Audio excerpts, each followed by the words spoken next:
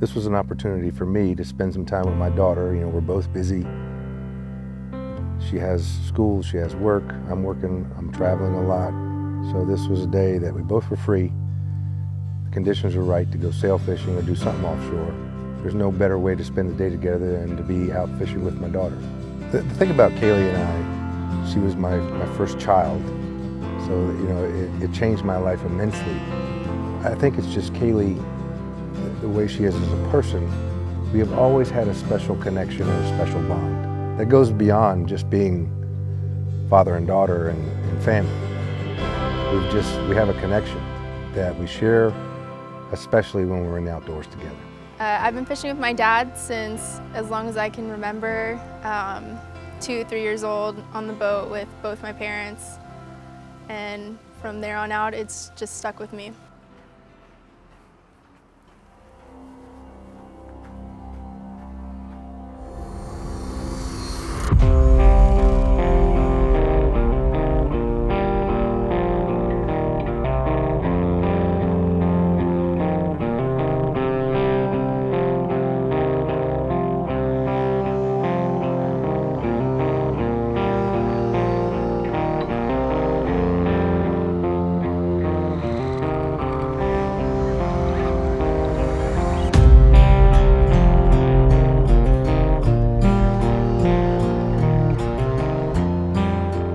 Kaylee, and I think the reason we have a special bond is her personality and mine are very, very similar.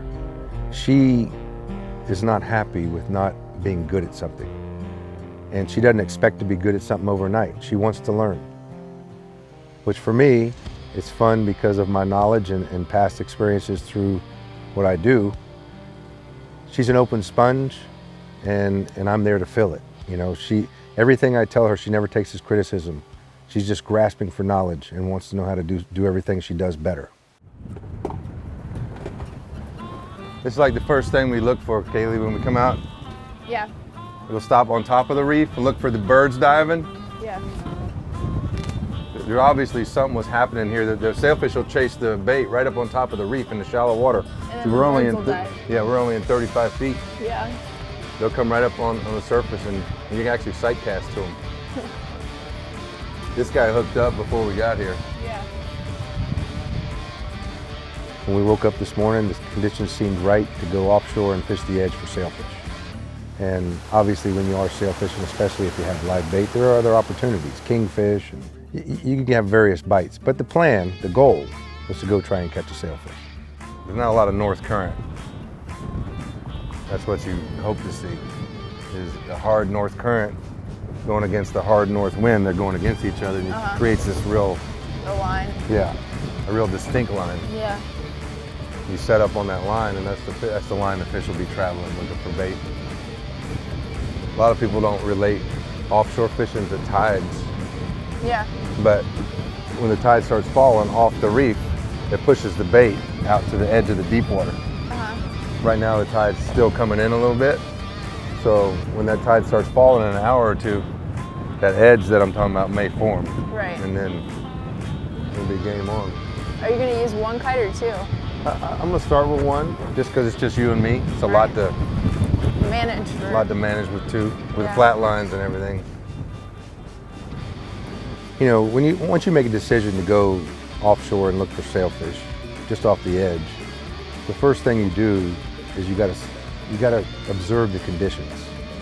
So as you run over the reef comes up to within 20 feet of the surface, 30 feet of the surface, then it drops off drastically from 30 to 90 to 100 to 120, 130, 140. I always stop on the reef and slowly idle over that big drop off, and I observe what the conditions are that day. Where's the blue water? Is there a current edge? How is the wind blowing down the reef? How much current is actually running to the north against the wind? These are the situations and the things that I observe to figure out what the next plan is going to be. Am I going to slow troll? Am I going to put a kite up? Am I going to put 2 kites up? Am I going to side drift? On this particular day, with the amount of current we had running against the straight north wind, it was a perfect day for drifting sideways down the reef. So I could put a kite on one side of the boat downwind, and I can run flat lines off the up current side which are into the wind, and cover this huge expanse of water.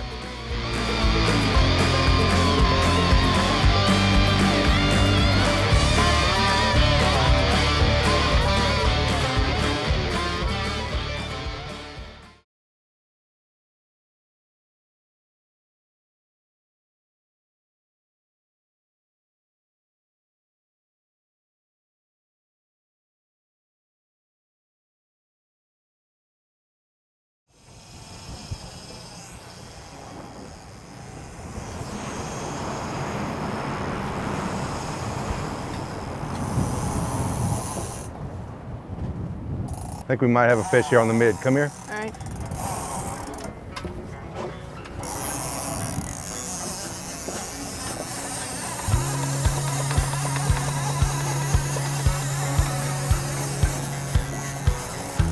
Here.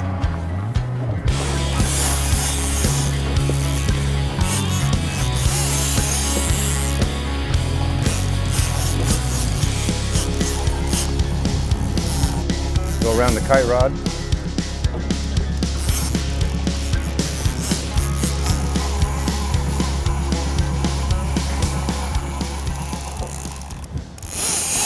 Oh, you got off. Off? Yeah. We didn't have any wire. That was a giant cuda, I know. but it doesn't work so well when you don't have wire.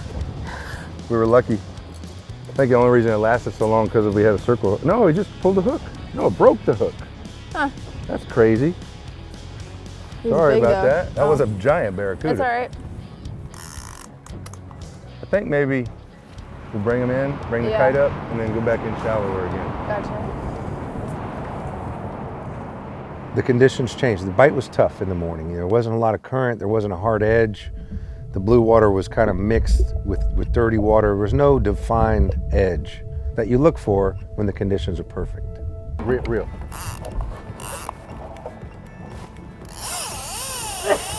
You got a nibble.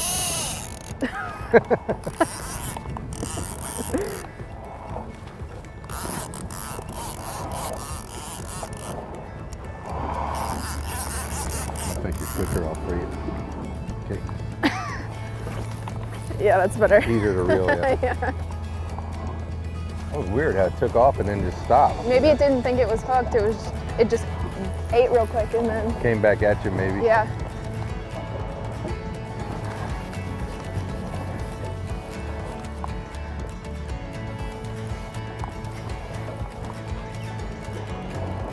What is it? You can wind up to where you get to the lead, then you'll have to stop. I can just leader it. Oh, nice kingfish. Let me pull your rod tip this way. Not quite ready yet.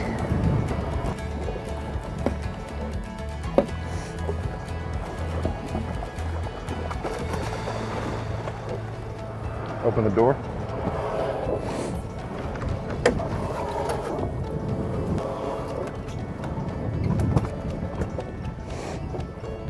That door is convenient for that. Yep.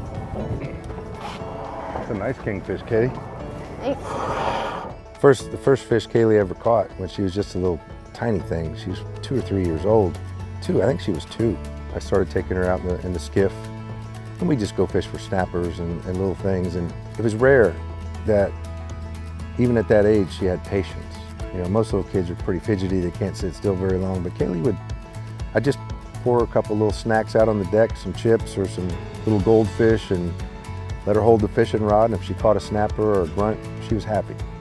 She caught a couple fish at 2 years old, and one of them was a grunt and started grunting back at her, you know, making this little noise. And I said, "Is that how the fish talk?"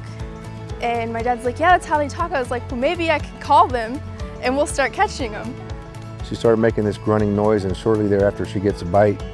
So from that point forward, until she was about 6 years old, she was convinced that she could talk to the fish.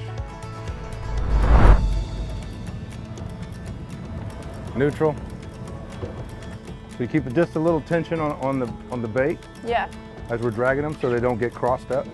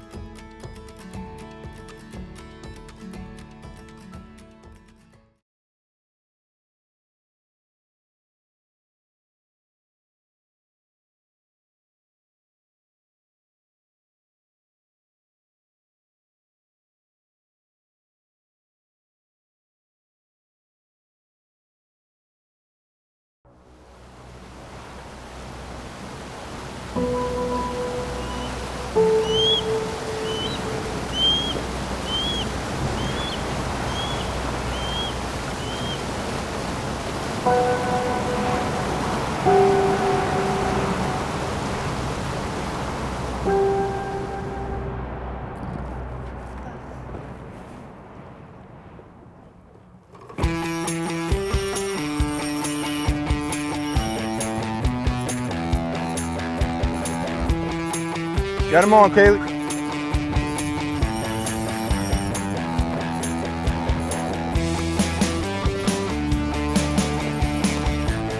Don't wind against the drag. Don't horse him. Just let him do his thing.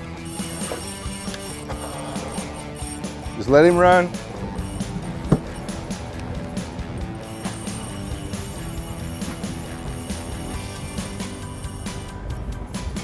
Take when you can. All right.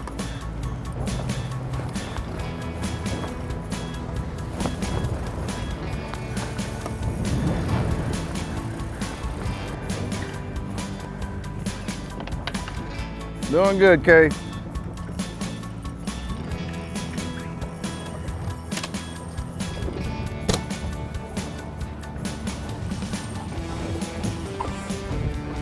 Here you go. You want this? No. Huh? No, I got it. Here, it'll help you on your stomach. All right.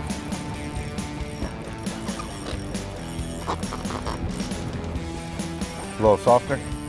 Thank All you. right. Good job.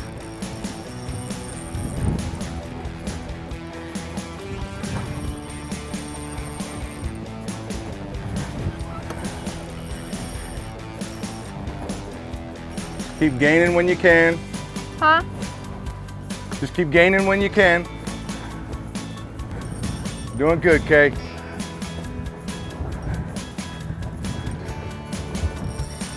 Oh, damn. We put on a show there at the beginning. I tried. You didn't do anything wrong. It's. Whew. Kite fishing was actually born here in the Florida Keys, and it's a technique that's been around for 30 plus years. It used to be kind of a cluster trying to make everything work. These days it's quite a bit easier. It used to be a team effort. I mean, it would take 2 or 3 guys to get a kite up, get all the lines out. It takes 2 or 3 guys to get all that going. Fishing all the time, I fly kites all the time for sailfish. I understand how it works. To do it basically by myself with Kaylee putting flat lines out one side of the boat while I'm putting the kite up on the other, it allows the baits to stay right on the surface, which is the most important thing. So you have lively baits. In this situation, we were using goggle eyes. They're thrashing right on the top of the water, right on the surface, making all kinds of spray, attracting any sailfish that swims within 15, 20 yards of that bait. He's gonna come take a look. Sailfishing is another great target species I love to fish for with my dad. When those sailfish take the bait and they start jumping, it's just crazy. Or they're running with your line and you're trying to reel them in. So much adrenaline, it's awesome. Growing up as a kid, I was fortunate enough to have a dad who works in the outdoors, although I didn't get to spend a lot of time with him because he was so busy fishing with customers. It was really important to me, and I always asked about going fishing, so sometimes he'd pick me up early from school so we could go out and fish for a little bit. And I also got to learn how to shoot a bow and arrow with my dad. That's something that just the two of us do. Nobody else in our family does that together. And we still do that. I've been doing that since I was 13, 14 years old, and every single year, it never fails. We go out in the woods together and we hunt with our bows. Kaylee's a self-driven woman. I mean, she uses defeats as lessons to wins. And she knows through the years that sometimes you go fishing and hunting and you don't succeed. It's just part of the game. And you use those things that you learn when you don't succeed to try harder or try different things or improve your game so that you do capitalize when it does happen the next time.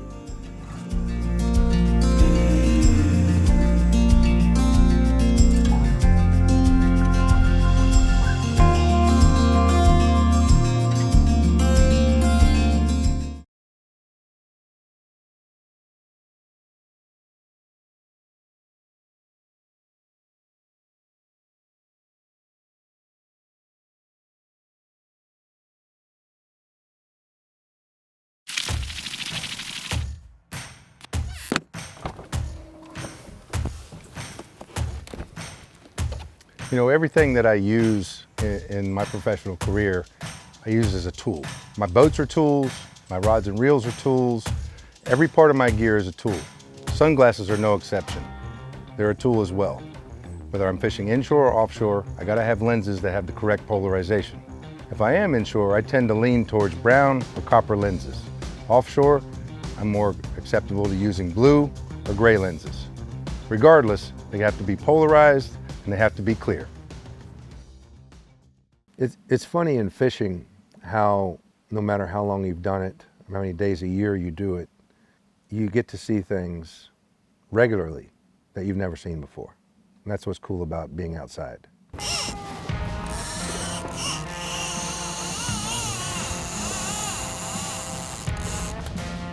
What do you think it is? I don't know. Feels heavy. Huh? Feels big.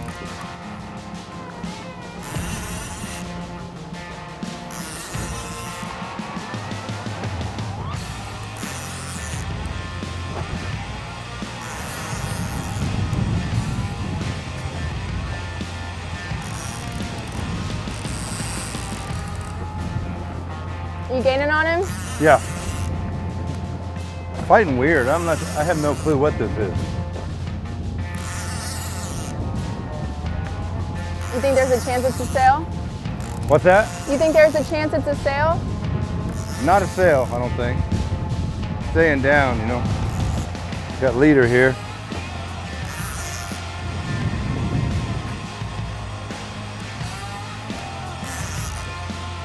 Holy shoot. Kaylee. What is it? A huge African pompano. Wow. We get a bite on a deep rod. As we're drifting and we got these baits out and the kites up and all this other stuff, we're covering all the surface column of the water. Why not drop one down? So I dropped a bait down, get a bite. Fish is fighting hard, pulling drag, kind of unknown. It's not fighting like a sailfish. Get the fish up and lo and behold, it's the biggest African pompano that I personally have ever caught. Catching that fish with Kaylee will be something that we'll remember forever. I'm gonna get you to open the door for me. Yep.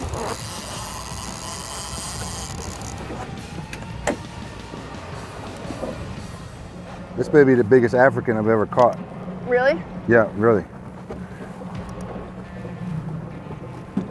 I'm gonna get you to take the rod for a second. I'm gonna leader him. All right. Hold on one second, you're not quite done yet. Huge fish. Good job. That was pretty lucky is what that was. See how they pinwheel?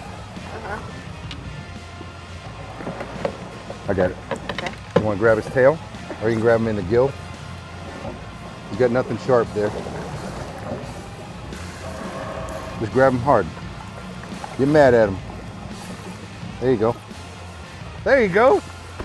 Good job. Good job. You grabbed that like Dad. God dang, that's an awesome That's a fish. huge fish. That is an awesome African. Nice catch. That is my biggest African. That's awesome. That fish is 30 pounds or more. It's a beautiful fish. You know, African pompano is a tremendously strong fighting fish. It's a big, flat fish. It's very wide from top to bottom for its length. They're not real thick. You know, they're not a fat fish, but they are very wide, and they use that wide body to pull. Basically, they turn sideways, and you can't turn them. And they're very, very powerful. They make big, long, drag singing runs. As they're younger, you know, anywhere from 15 to 24 inches, they have extremely long lanyards that come off the dorsal, and it's beautiful. And they're barred and marked with all kinds of colors. As they mature, they get 30 inches or bigger, they start losing those lanyards, and this fish was close to 30 pounds and had lost all his lanyards, but he did not lose all his power.